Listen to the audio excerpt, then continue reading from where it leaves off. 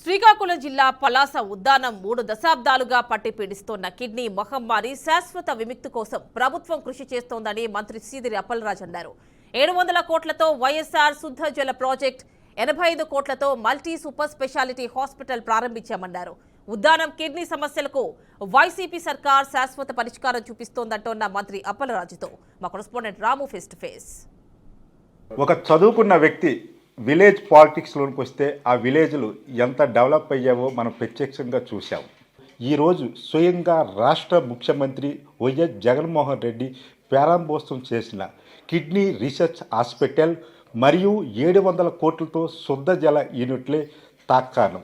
పలాస నియోజకవర్గ మంత్రివర్యులు MLA doctor Seediri Appalaraju గారు మనతో పాటు ఉంటారు. ఈ హాస్పిటల్ ప్రారంభానికి గల కారణాలు ఆయన అడిగి తెలుసుకునే ప్రయత్నం చేద్దాం. డాక్టర్ గారు నమస్తే అండి.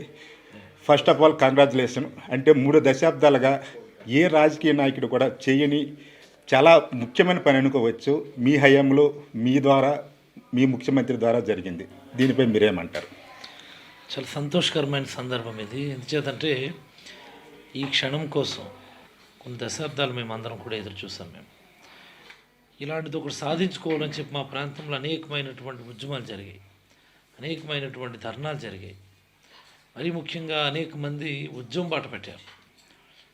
ఇన్స్పైట్ ఆఫ్ ఆల్ దీస్ గతంలో ఏ ప్రభుత్వం కూడా స్పందించి ఒక శాశ్వత ప్రాతిపదికన ఒక మంచి కార్యక్రమం చేయటం అనేది మేము ఎప్పుడు చూడలేదు, వినలేదు.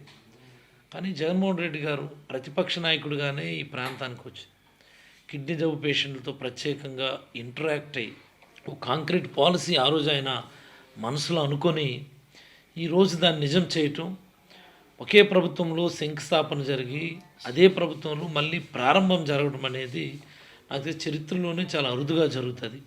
అలాంటి ఒక గొప్ప శుభ సందర్భం ఈరోజు మా పలాసకు వచ్చిందని నేనైతే బలంగా అభిప్రాయపడతా ఉన్నాను.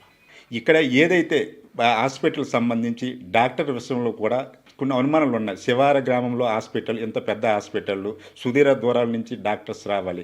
యాజ్ ఏ డాక్టర్గా ఎలాంటి డాక్టర్స్ని అపాయింట్మెంట్ చేశారు? దానిపై డాక్టర్స్ సంబంధించినంత వరకు మనం నియర్లీ అబౌట్ 43 డాక్టర్స్కి మనం ప్లేస్మెంట్స్ ఇవ్వాలి. టిల్ నౌ 36 మెంబర్స్ జాయిన్ అయ్యారు. మనకి 2 నెఫ్రాలజిస్టులు ఉన్నారు, యూరాలజిస్ట్ ఉన్నారు, కార్డియోథొరాసిక్ సర్జన్ ఉన్నారు, పల్మనాలజిస్ట్ ఉన్నారు, physician, surgeons, pathologist, biochemistry, anaesthesia, staff అన్ని డిపార్ట్మెంట్స్ వాళ్ళు కూడా ఉన్నారు. స్టాఫ్కి సంబంధించి 100% ఫుల్ ప్లెడ్జ్డ్గా స్టాఫ్ అయితే వేసాం మనం. రేపటి నుంచి ఆ హాస్పిటల్లో ఫంక్షనల్ ఉంటుందని, ఫంక్షనల్ అవుతుందని సందర్భంగా నేనైతే ప్రజలందరికీ మనవి చేసుకుంటా ఉన్నాను. అయితే ఈ వ్యాధికి సంబంధించి మూలాలు కనుక్కునే క్రమంలో ఎలాంటి పరిశోధనలు జరుగుతున్నాయి సార్ ప్రభుత్వం నుంచి? సో ఇప్పుడు మనం ఒక అత్యాధునికమైనటువంటి ల్యాబ్ ఒకటి ఎస్టాబ్లిష్ చేస్తాం మనం. ఇది అన్ని రకాల పారామీటర్స్, అంటే ఎపిడెమియాలజికల్ పారామీటర్స్ కావచ్చు, మానవ శరీరానికి సంబంధించినటువంటి పారామీటర్స్ కావచ్చు, వాటన్నిటినీ ఇప్పటికే పిహెచ్సి, సిహెచ్సిస్, విలేజ్ హెల్త్ క్లినిక్స్ అనుసంధానం చేసి అవసరమైనటువంటి డేటా మన దగ్గర ఉంది.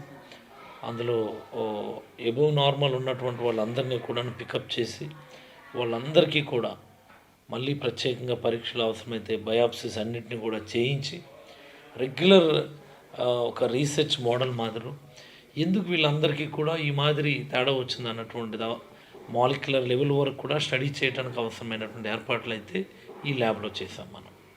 2.3 lakhs ఆఫ్ పీపుల్కి మనం స్క్రీన్ చేస్తుంటాం అప్రాక్సిమేట్లీ. ఇప్పటికి అవుట్ ఆఫ్ దిస్ ఒక 13,000 మెంబర్స్కి మోర్ దాన్ 1.2 ఉంది క్రియాటినిన్.